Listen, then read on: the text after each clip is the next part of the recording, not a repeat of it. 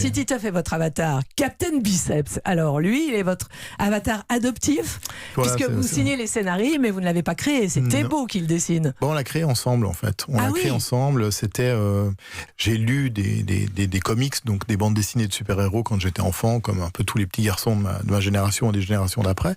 Mais Thébault, qui est le dessinateur, lui, c'est vraiment, il a baigné dedans, quoi. Et on s'occupait à l'époque d'un petit journal, enfin de magazine qui s'appelait Cho, qui n'existe plus malheureusement. Et on cherchait des idées de rubriques. Et moi, il venait de sortir le Spider-Man de Sam Raimi, qui a eu un énorme succès et qui a relancé en fait toute cette mode des super-héros au cinéma. Et je me suis dit que ce serait bien de présenter chaque fois pour les jeunes lecteurs, donc c'était un magazine jeunesse, de présenter des super-héros, leur histoire, leurs origines qui sont souvent assez marrantes. Les gars, ils ont bouffé un sandwich au plutonium et deviennent super pain beurré. On n'est pas très loin de ça avec Captain Biceps, qu'on va présenter dans quelques secondes. Et je me suis dit, plutôt que de faire vraiment une fiche technique, on va faire une sorte de forum où le super-héros, Spider-Man, Iron Man, Hulk vient et il fait un combat contre le super-héros de la maison qui pourrait avoir un nom crétin du genre Captain Biceps. Et ben voilà, alors il est temps justement il est né comme ça. De présenter ce justicier hors norme. Alors au départ, on a Elmer. Tellement de boutons d'acné sur le visage que ses potes lui disent en fait qu'il a des Smarties collés sur la tronche. Doué en maths mais nul en gym. Aucun succès auprès des filles. Alors grâce aux BD de super-héros, il oublie ce monde cruel parce qu'il adore lire ses BD. Quand un jour, après le collège, voilà qu'il voit sa mère jeter ses BD dans une benne à ordures. Il plonge dans la benne qui se referme sur lui. Réaction biochimique surnaturelle. Elmer devient le condensé de tous ces super-héros adorés. Désormais, il est Captain Biceps. Alors bon, d'accord, mais est-ce que c'est un travail particulier de faire vivre un personnage qu'on a... Alors, vous dites que vous l'avez créé ensemble, mais vous ne le dessinez pas. Vous l'appropriez comment, en fait, cet Elmer ?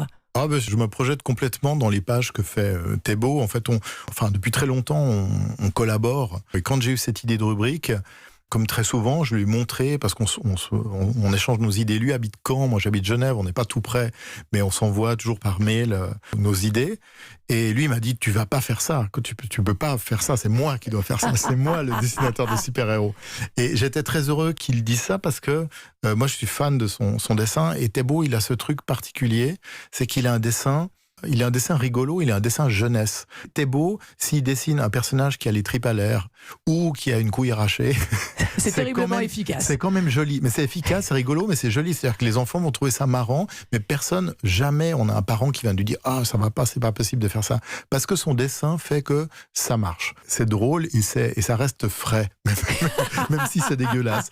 Et donc, c'est génial parce qu'on peut faire des choses hyper transgressives. Enfin, voilà. Il nous venge. Exactement. Alors, Zep, juste avant de faire une pause, cette question, comme dans les génériques de films comiques où il est devenu fréquent maintenant de glisser un bêtisier, dans la marge des aventures de Captain Biceps, vous avez instauré, c'est peut-être vous, Thébault, un bonus parfaitement délirant. Et je remarque qu'il y a pratiquement plus de cases dans l'album. On n'emprisonne plus les personnages dans des cases.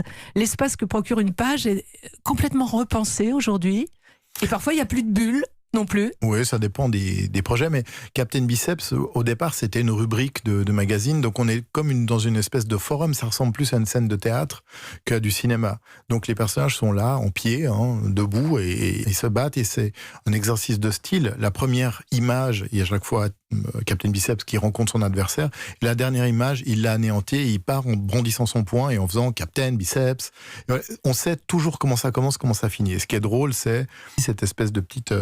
bande latérale qui s'appelle Le saviez-vous, où on explique les origines ou une anecdote, un secret sur la vie de ce personnage. Ce qui se faisait beaucoup dans la culture comics de Stan Lee, dans les comics Marvel, c'était très sérieux. On expliquait Peter Parker, lorsqu'il fut piqué par une araignée, exposé à des rayons gamma, aussitôt son ADN fut transformé, il devient Spider-Man. Alors que chez vous, c'est fou. Nous, on part là-dessus, mais il devient, si malheureusement les rayons gamma étaient bombardés sur une assiette de soupe, il devient potageman, quoi. C'est pas de bol. On retrouve tout de suite Zep.